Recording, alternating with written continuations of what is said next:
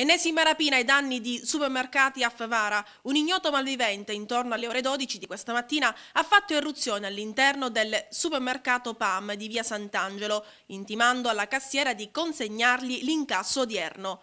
Probabilmente entrando da una delle porte tenute normalmente aperte, con addosso un passamontagna, ha fulmineamente immobilizzato l'impiegata in servizio presso la cassa numero 2. Stringendo energicamente con il suo braccio il collo della donna, il malvivente le ha puntato un coltello alla gola e le ha intimato, con accento della zona, di consegnargli il denaro contenuto nella cassa.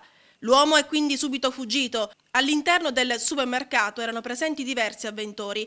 La maggior parte non si è resa conto di nulla fino a quando non ha sentito la donna urlare. Sul posto si sono recati immediatamente i carabinieri della tenenza di Favara, un'ambulanza del 118 ed i vigili urbani.